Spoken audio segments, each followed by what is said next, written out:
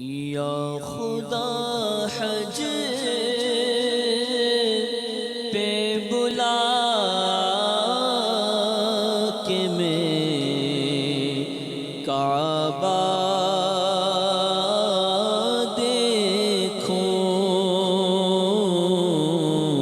کاش ایک بار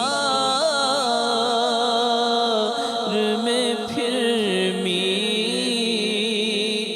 مدینہ دیکھوں۔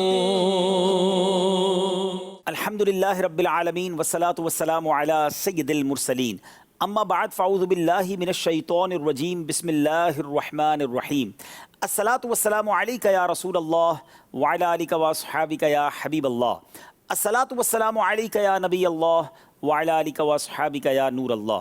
میٹھے میٹھے اسلامی بھائیوں اور مدنی چینل کے ناظرین، الحمدللہ عز و جل ایک بار پھر سلسلہ یاد حرمین لے کر حاضر ہیں۔ سلسلے کا نام ہی اتنا پیارا ہے، اس نام ہی میں حرمین کا ذکر ہے، اور یہ مبارک حرم یعنی مکہ پاک اور مدینہ طیبہ، یہ وہ مبارک شہر ہیں، یہ مبارک جگہ ہے جہاں جانے کو ہر مومن، ہر مسلمان تڑپتا بھی ہے، مچلتا بھی ہے۔ کون سی ایسی آنکھ ہے جو مکہ اور مدینہ دیکھنے کو نہ تڑپتی ہو، اور کون سا ایسا دل ہے جو ان مبارک جگہوں پر جانے کو نہ تڑپتا ہو۔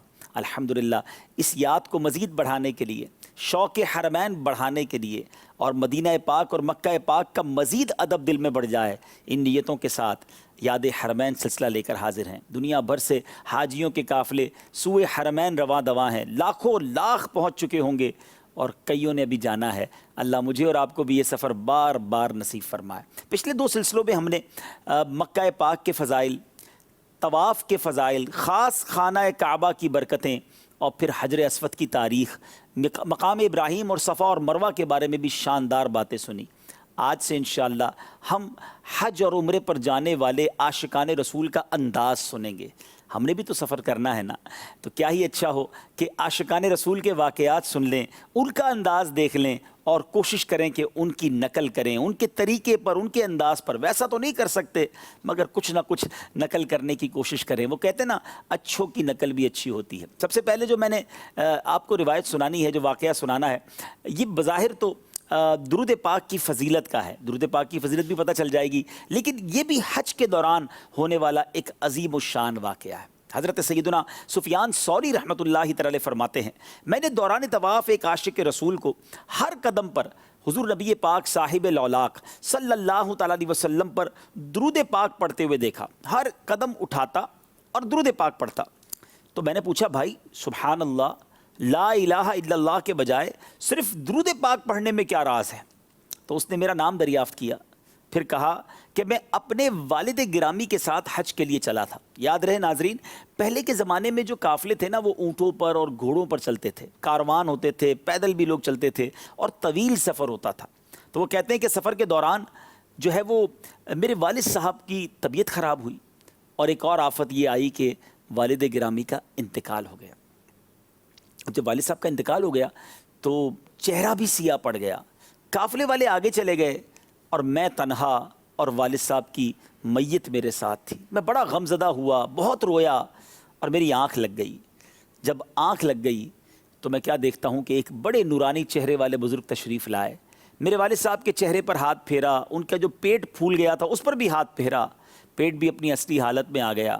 چہرہ جو سیاہ پڑ گیا تھا 14ویں رات کے چاند کی طرح چمکنے لگا۔ وہ بزرگ جانے لگے تو میں نے انہیں روک لیا اور کہا کہ حضور، اس ویرانے میں، اس بے سر و سامانی کے عالم میں آپ نے جو میری دستگیری فرمائی ہے، اپنا تعارف تو کروائیے۔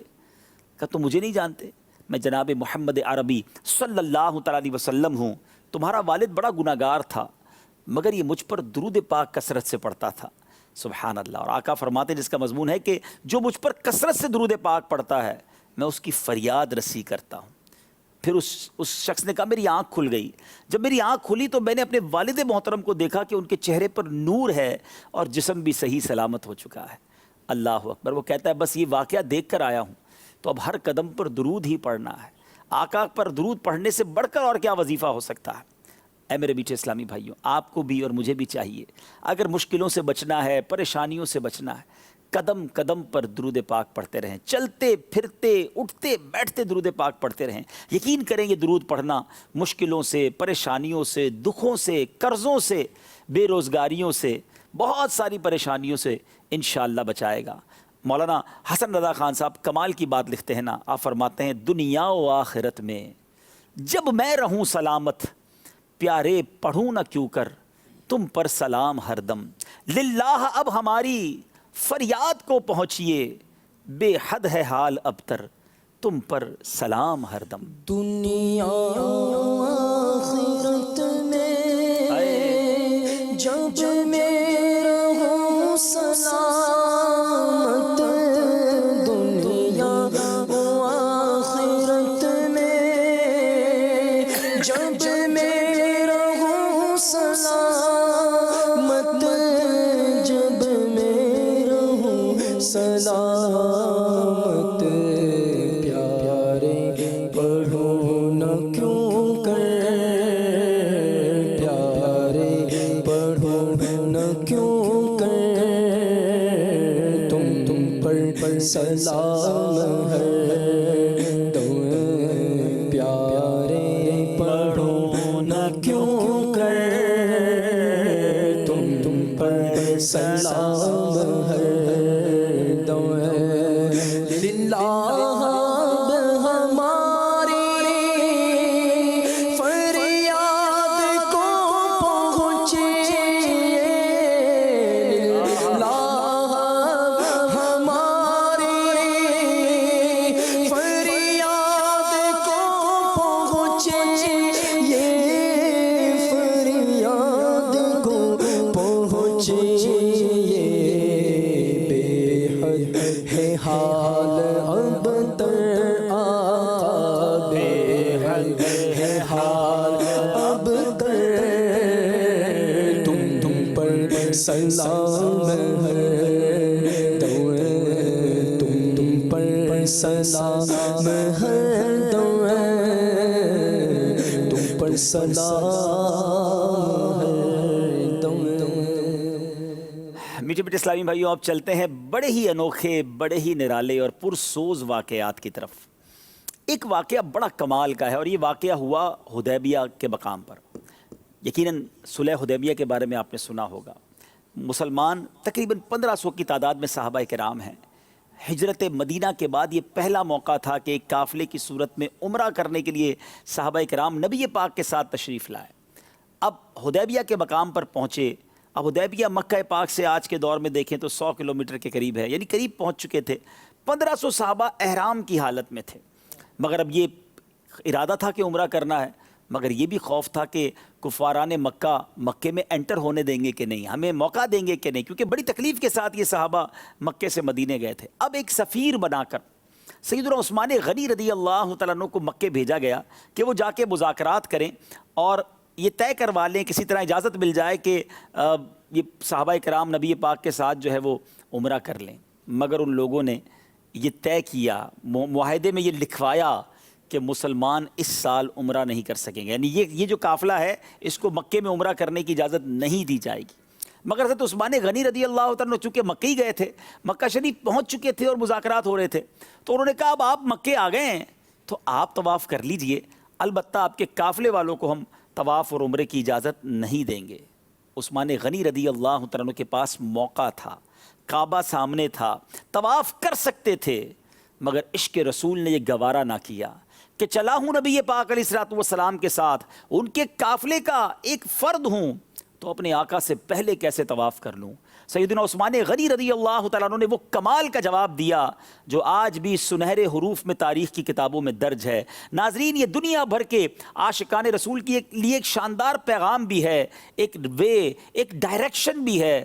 آپ کہتے ہیں سبحان اللہ، آپ کہتے ہیں کہ میں اس وقت تک طواف نہیں کروں گا جب تک رسول خدا علیہ الصلوۃ والسلام طواف نہ کر لیں۔ آپ نے طواف نہیں کیا، آپ واپس آ گئے۔ اور ایک مزے کی بات بتاؤں، جب عثمان غنی رضی اللہ عنہ مکے گئے تھے نا، تو ادھر صحابہ کرام آپس میں گفتگو کرنے لگے کہ حضرت عثمان کتنے خوش نصیب ہیں کہ ان کو تو وہاں طواف کا موقع مل گیا ہوگا، ظاہر ہے وہ تو مکے گئے ہیں تو طواف کر کے ہی آئیں گے۔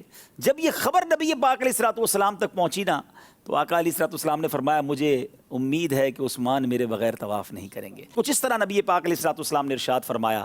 تو میرے میٹھے اسلامی بھائیوں، یہ بات بہت کچھ بتا گئی ہے کہ نبی پاک کے بغیر طواف بھی نہ کیا، آقا راضی ہوں گے تو رب راضی ہو جائے گا۔ ہیں ثابت ہوا کہ جملہ فرائض فرو ہیں، اصل الاصول بندگی اس تاجور کی ہے۔ تو یہاں بہت سارے لوگوں کے شاید مسکنسیپشن دور ہو جائیں، غلط فہمیاں دور ہو سکتی ہیں۔ کچھ لوگ کہتے ہیں یار یہ عشق والی باتیں کہاں سے لے آتے ہو، یہ کہاں لکھی ہوئی ہے، یہ شریعت میں کہاں لکھا ہے؟ مجھے بتائیے یہ کہاں لکھا تھا کہ عثمان غنی رضی اللہ تعالیٰ عنہ کعبہ سامنے ہے، انہوں نے طواف نہیں کیا اور کہا کہ نبی پاک کے بغیر طواف نہیں کروں گا۔ ہو سکتا ہے کسی کی عقل یہ کہے کہ موقع تھا، اللہ کا گھر سامنے تھا، جناب طواف کر لیا جاتا، مگر عشق کے فیصلے نرالے ہوتے ہیں۔ ہر چیز عقل سے نہیں تولی جاتی، ہر چیز کتابوں میں نہیں ہوتی۔ ناظرین، عشق کی باتیں بڑی نرالی ہوا کرتی ہیں، عشق خود راہ دکھاتا ہے۔ اللہ اکبر، شاعر کہتے ہیں نا، عقل کو تنقید سے فرصت کہاں، عشق پر اعمال کی بنیاد رکھ۔ اللہ کریم مجھے اور آپ کو سیدنا عثمان غنی رضی اللہ تعالیٰ عنہ کے عشق کا ذرہ نصیب فرمائے۔ یقیناً آج کے دور میں کوئی اتنا بڑا مفتی اور عالم نہیں ہے جتنے بڑے عالم اور مفتی حضرت عثمان غنی رضی اللہ تعالیٰ عنہ تھے، مگر ان کے دل نے یہی فتویٰ دیا کہ جناب اگر میرے آقا طواف نہیں کر سکتے، اگر صحابہ کرام اور نبی پاک کو روکا گیا ہے تو میں نے اکیلے بھی طواف نہیں کرنا ہے۔ سبحان اللہ، سبحان اللہ۔ تبھی تو مولانا حسن رضا خان صاحب لکھتے ہیں نا، اللہ سے کیا پیار ہے عثمان غنی کا، محبوب خدا یار ہے عثمان غنی کا۔ اللہ سے کیا پیار ہے عثمان غنی کا،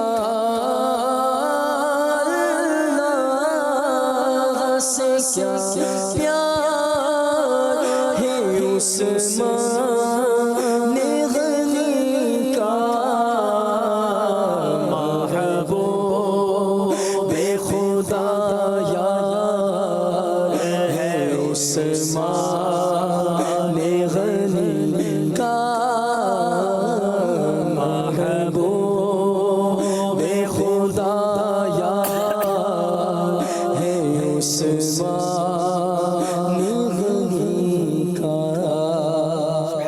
سبحان اللہ۔ آئیے اب چلتے ہیں اہل بیت اطہار کے روشن چراغ، راکب دوش مصطفیٰ، سید الاسخیاء، برادر شہید کربلا، جگر گوشائے فاطمہ، سیدنا امام حسن مجتبیٰ رضی اللہ تعالیٰ عنہ کی بارگاہ میں آپ نے بھی حج کیے، کس انداز سے کیے، کعبے کی حاضری کا طریقہ کیا تھا؟ اے کاش ان کے عشق رسول کا، ان کے خوف خدا کا، ان کی عاجزی کا مجھے اور آپ کو صدقہ مل جائے۔ اے حاجیوں ذرا غور سے سنو، آپ نے ایک مرتبہ فرمایا کہ میں بہت شرمندہ ہوں، اللہ سے کس طرح ملاقات کروں گا؟ افسوس اس کے پاک گھر یعنی کعبہ مشرفہ میں کبھی میں پیدل چل کر نہیں آیا۔ اس کے بعد آپ 20 مرتبہ مدینہ منورہ سے مکہ مکرمہ حج کے لیے پیدل تشریف لائے۔ ناظرین، یہ کہنا آسان ہے، آج بھی تقریباً 450 کلومیٹر کا فاصلہ ہے اگر روڈ سیدھی بنا دی گئی ہے تو، ورنہ جب یہ پہاڑ تھے، جب یہ ریگستان تھے تو یہ سفر کیسے ہوا ہوگا پیدل؟ اور ایک بار نہیں، نبی پاک کی آل ہیں، پیارے آقا کے نواسے ہیں، جنتی نوجوانوں کے سردار ہیں، مگر کعبے کا جو مقام ہے، اللہ کے گھر کی جو تعظیم ہے، جو خوف خدا کا عالم ہے، 20 بار مدینہ منورہ سے پیدل حاضر ہوئے مکہ مکرمہ حج کرنے کے لیے۔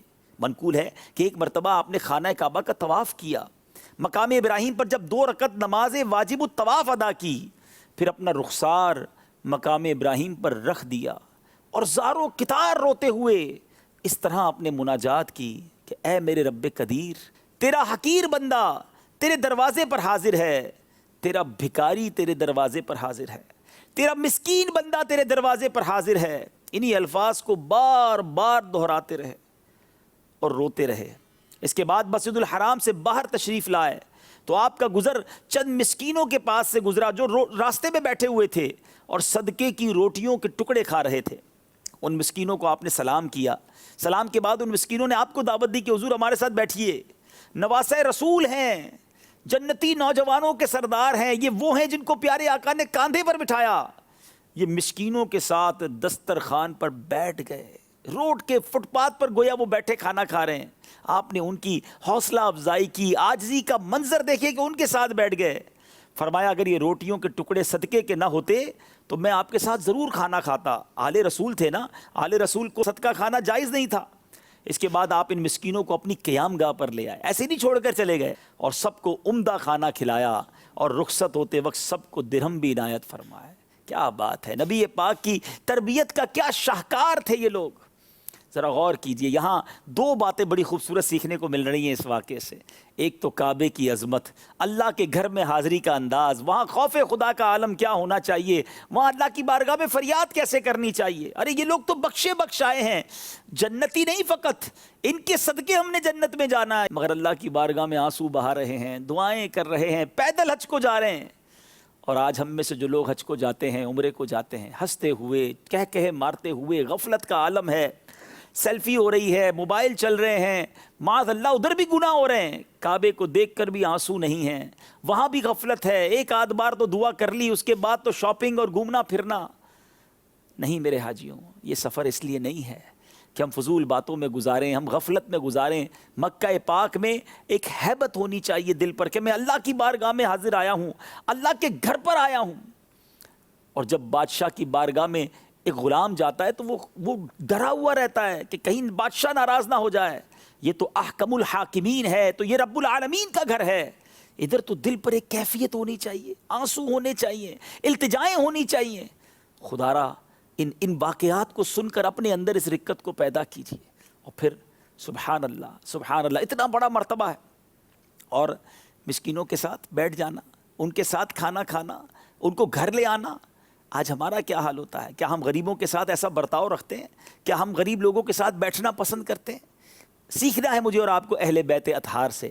جبھی تو جناب سیدی اعلیٰ حضرت لکھتے ہیں نا، وہ حسن مجتبیٰ سید الاسخیاء راکب دوش عزت پہ لاکھوں سلام۔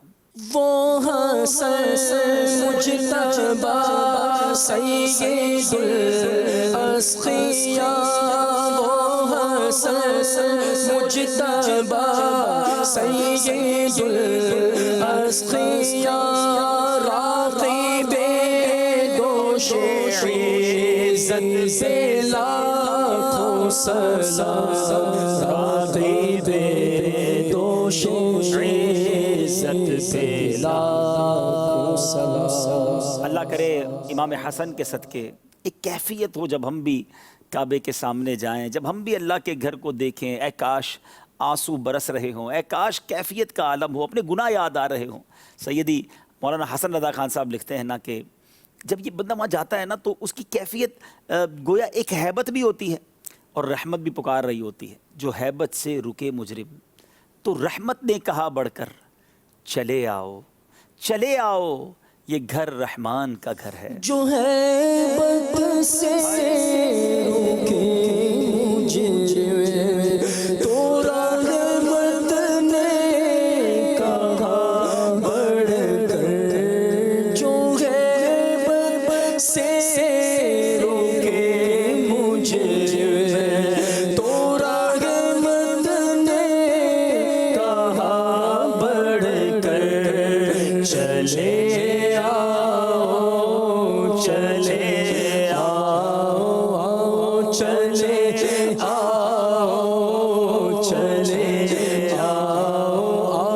چلے آؤ، چلے آؤ، یہ گھر رحمان کا گھر ہے، چلے آؤ، چلے آؤ، چلے آؤ، چلے آؤ، یہ گھر رحمان کا گھر ہے۔ انشاءاللہ رحمان کے گھر کو جائیں گے، رحمان کے گھر کو دیکھیں گے، رحمان کے گھر کے سامنے دعائیں کریں گے اور انشاءاللہ مغفرت کو حاصل بھی کریں گے۔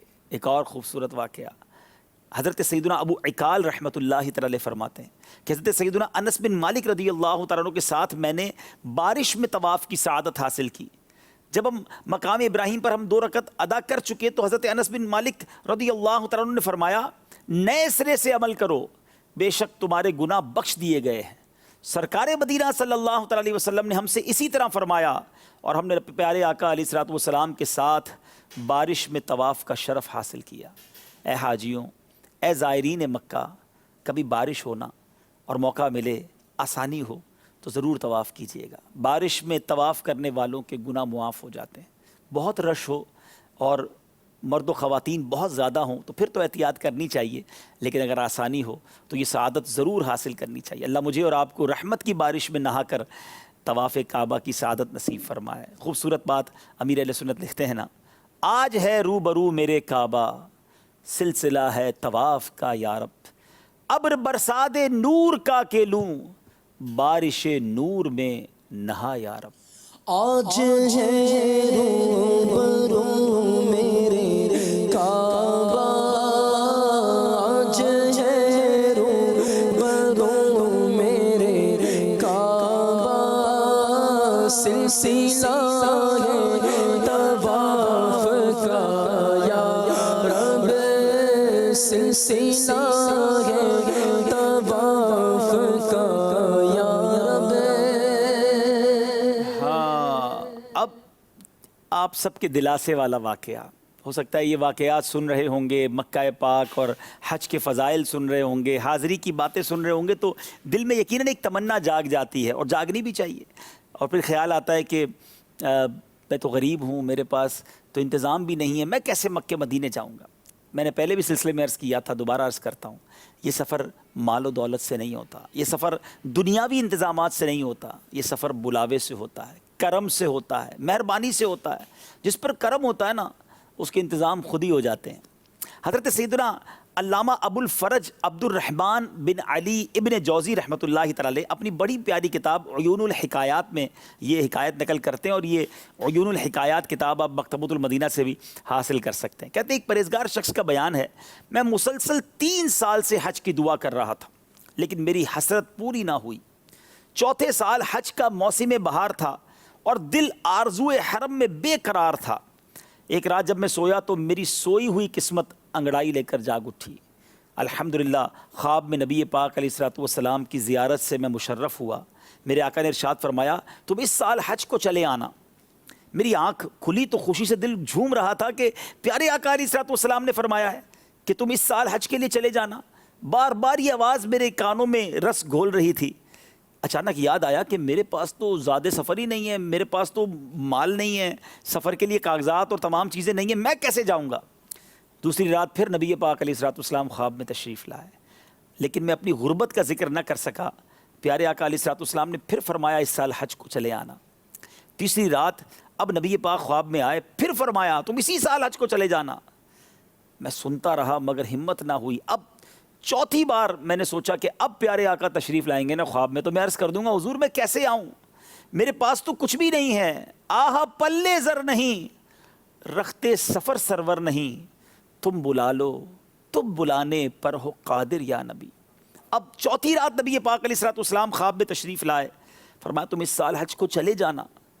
میں نے دست بستہ عرض کی حضور میرے پاس تو اخراجات نہیں ہیں۔ ارشاد فرمایا اپنے مکان میں فلاں فلاں جگہ کو کھودو، وہاں تمہارے دادا کی زرہ موجود ہے، دادا کا وہ ایک لباس جنگی لباس تھا وہ موجود ہے۔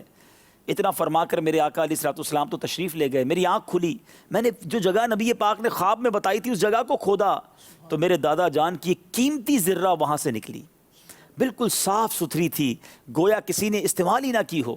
میں نے اسے 4000 دینار میں بیچا، اللہ کا شکر ادا کیا۔ پیارے آقا علیہ الصلوۃ والسلام کی نظر عنایت سے اسباب حج کا خود ہی انتظام ہو گیا۔ تو کیا پتہ چلا ناظرین، تڑپ سچی ہونی چاہیے، التجا ہونی چاہیے، آنکھوں میں آنسو ہونے چاہیے، یاد حرمین ہونا چاہیے، اللہ کی بارگاہ میں دعائیں ہونی چاہیے، نبی پاک علیہ الصلوۃ والسلام کی بارگاہ میں التجائیں ہونی چاہیے۔ جب کرم ہوگا نا تو حالات ایسے بدلیں گے کہ بندہ دیکھتے ہی دیکھتے سمجھ بھی نہیں آتی اور کیسے پہنچ جاتا ہے۔ دنیا میں کئی ایسے لوگ ہیں جن کے پاس بہت ساری چیزیں ہیں، بہت پیسہ ہے، نہیں دیکھا تو مکہ مدینہ نہیں دیکھا. مگر کئی غریب ایسے ہیں جن کے پاس بظاہر کچھ نظر نہیں آتا، مگر جب ان کا انتظام ہوتا ہے، ان کا بلاوا آتا ہے تو وہ بھی حرمین طیبین میں نظر آتے ہیں. پکاریے تو صحیح نا، التجا تو کیجئے. حج کے دن ہے نا، امیر اہل سنت کا وہ کلام کتنا پیارا ہے. حاجیوں کے بن رہے ہیں قافلے پھر یا نبی، پھر نظر میں پھر گئے حج کے مناظر یا نبی.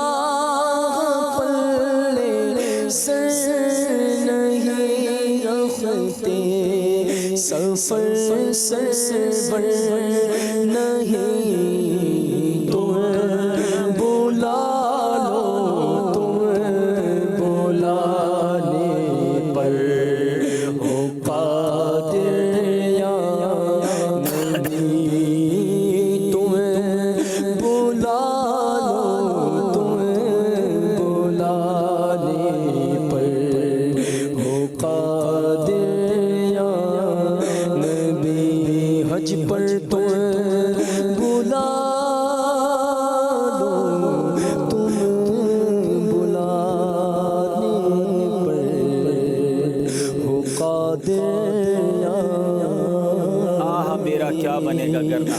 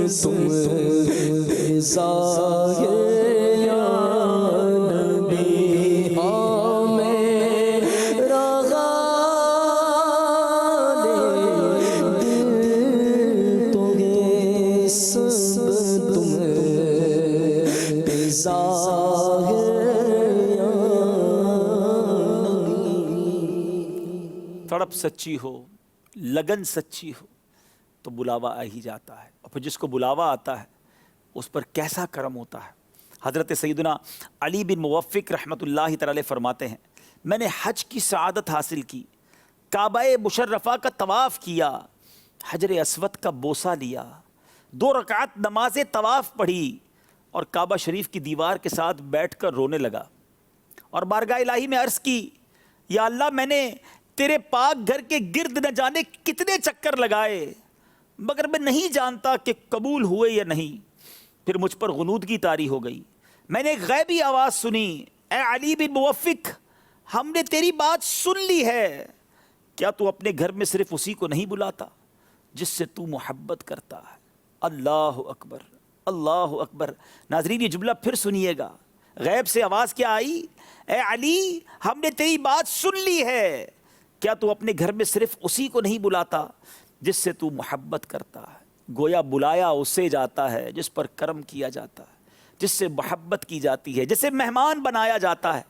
پھر ہم کیوں نہ تڑپیں، ہم کیوں نہ التجائیں کریں بارگاہ الہی میں کہ مولا ہمیں بھی اپنے گھر کا مہمان بنا لے، ہم پر بھی مہربانی کر دے، ہمیں بھی تیرا گھر دکھا دے، ہمیں بھی حج کی سعادت بخش دے. مالک بڑے گناہ ہیں، بڑی خطائیں ہیں، اور ہم نے سن رکھا ہے حدیثوں میں کہ عرفات کے میدان میں حاجیوں کے سارے گناہ معاف کر دیے جاتے ہیں. بہت گناہ مالک ہمارے سر پر، ہم پر کوئی ایسی کرم نوازی کر دے کہ ہم بھی احرام پہن کر عرفات آ جائیں اور یہ سارے جو گناہوں کا انبار ہے یہ اتر جائے. حقوق العباد کے معاملات بھی بہت سارے ہیں.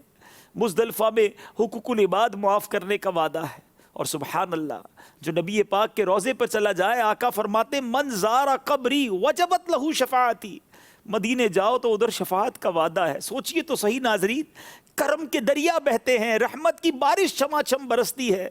گناہ گار کے تو گویا وارے نیارے ہو جاتے ہیں جب مکے مدینے پہنچ جاتا ہے. پاؤں میں گناہوں کی بیڑی، ہاتھوں میں لگی گئی ہتھکڑیاں، پاؤں میں گناہوں کی بیڑی، ہاتھوں میں لگی گئی ہتھکڑیاں، حاضر گئے مجرم مولا، حاضر گئے مجرم مولا، میں سہنے حرم میں آیا ہوں، میں سہنے حرم میں آیا ہوں، میں سہنے حرم میں آیا ہوں، میں سہنے حرم میں آیا ہوں. گر تو نہ بخشے گا مجھ کو، پھر کیسے میں بخشش پاؤں گا. کر کے امیدیں وابستہ، کر کے امیدیں وابستہ، میں سہنے حرم میں آیا ہوں، میں سہنے حرم میں آیا ہوں. میں کرے کے بوجھ گناہوں کا لے کر کے بوجھ گناہوں کا، میں سہنے حرم میں آیا ہوں، میں سہنے حرم میں آیا ہوں. شرمندہ سالر سیدھا سا، شرمندہ سالر سیدھا سا، میں سہنے حرم میں آیا ہوں، میں سہنے حرم میں آیا ہوں، میں سہنے حرم میں آیا ہوں. مولا، میں سہنے حرم میں آیا ہوں. یقیناً دنیا کا بھی دستور ہے ناظرین، جب کوئی مہمان گھر آتا ہے نا تو میزبان مہمان کو خوش کر کے بھیجتا ہے. جب اللہ نے مہمان بنا لیا نا، اپنے گھر بلا لیا، اب مغفرت کی خیرات بھی وہ کریم عطا فرمائے گا. اب یہ کیسے ممکن ہے کہ وہ مہمان بھی بنائے اور جہنم میں بھی ڈال دے؟ بڑی امید ہے، بڑی بڑی امید ہے. اللہ کی بارگاہ میں جب جاؤ نا ناظرین، جب کعبے کے سامنے جائیں، ایک جملہ میں نے بہت عرصہ پہلے ایک شخص سے سنا تھا، اور جب سے سنا ہے یہ جملہ واقعی دل کو لگتا ہے.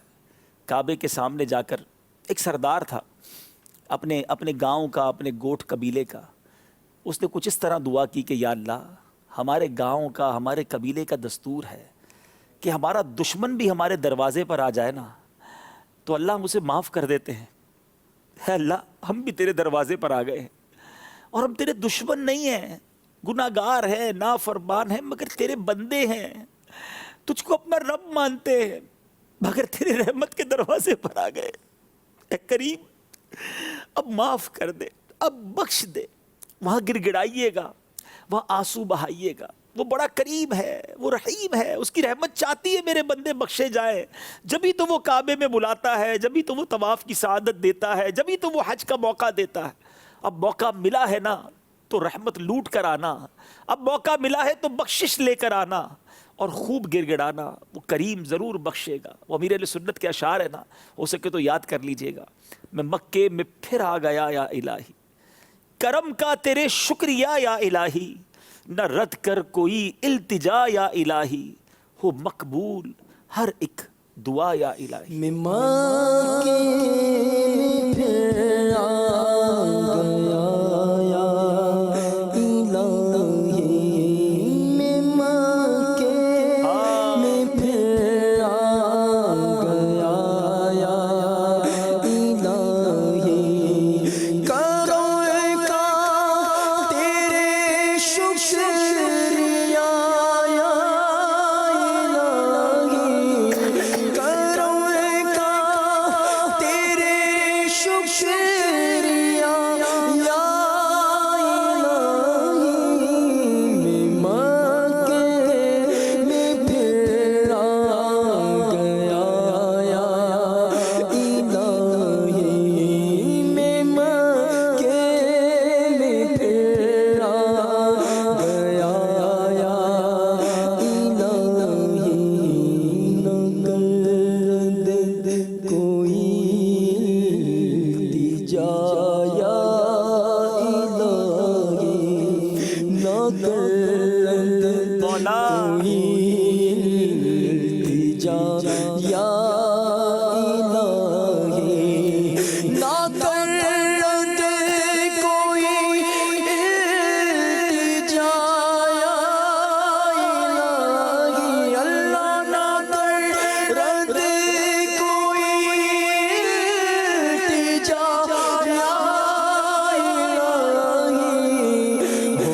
مقبول ہر ایک دعا یا الہی، ہو مقبول ہر ایک دعا یا الہی، خدایا برے خاتمے سے بچانا، مولا خدایا برے خاتمے سے بچانا، خدایا برے خاتمے سے بچانا، خدایا برے خاتمے سے بچانا، خدایا برے خاتمے سے بچانا، پڑھو کلمہ جب نکلے دم یا الہی، پڑھو کلمہ جب نکلے دم یا الہی۔ انشاءاللہ ضرور کرم ہوگا، ہمیں بھی حاضری کا شرف ملے گا۔ شوق حرمین، یاد حرمین کے لیے مدنی چینل دیکھتے رہیے۔ اگلے سلسلے میں پھر انشاءاللہ ملاقات ہوگی، مزید عاشقان رسول کے، مزید اولیاء کرام کے واقعات سنیں گے۔ اللہ ان بزرگوں کے صدقے مجھے اور آپ کو مقبول حاضریاں نصیب فرمائے، آمین، بجاہ النبی الامین صلی اللہ تعالی علیہ وسلم۔ یا خدا حج